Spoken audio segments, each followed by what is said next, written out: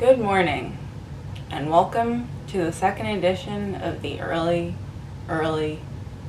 show. Or the late show. It's the show that only happens when it has to. As always, I'm your host, Tess Abaddon, and I can't sleep. Let's take a trip over to the Dream Corner. Dream Corner.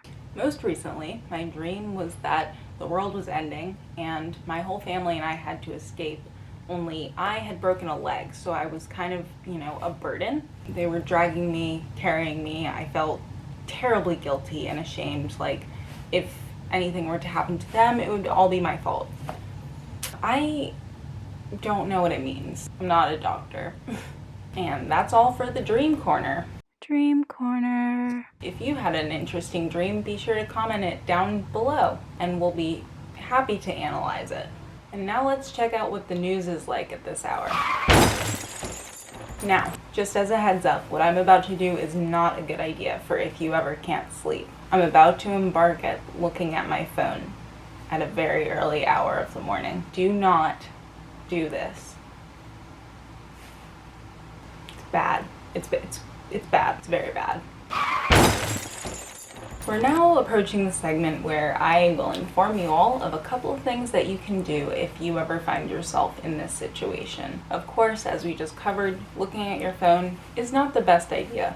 But at the end of the day, if you can't do it, you can't do it. So here are my top 5 things that you can do if you can't sleep. Number 1, read a book. It doesn't matter what the book is. Don't try and push yourself to read Pride and Prejudice. It's early or late. You don't need to be a maestro. Give a mouse a cookie, or give a pig a pancake, or give a moose a muffin. Number 2, make sure that you don't need anything that fulfills one of your major needs. Are you hungry? Are you thirsty? I'm often thirsty. Sometimes I just need to brush my teeth. Makes me feel a little better. Do you have to pee? Frankly, I've had nights where I tell myself I really don't need to go to the bathroom, and I wake up early in the morning because I have to go to the bathroom. I had to go all along. I just was lying to myself. Don't lie to yourself. Number 3, journal. The best thing to do when you have a dream and wake up, especially if it's a nightmarish one that you never want to remember, is to write it down. You never know. You could be a best-selling author for it one day when you publish it. Number 4, clean your room, and when you stumble across an item of clothing that you didn't realize was there, and then stumble across more and more, do a fashion show montage a la Sex and the City. Just make yourself feel good. Make sure you pose, check yourself out, really give yourself the love you need. I remember when I turned 14 and stopped getting any love and affection. I didn't think it affected me that much, but at that time was also when I stopped being able to sleep consistently. Perhaps it was the onset of puberty, depression, the absence of my parents reading a story to me to go to sleep, but regardless of what it was, I didn't replace it, and that may have been my fatal mistake. Number 5, take a shower.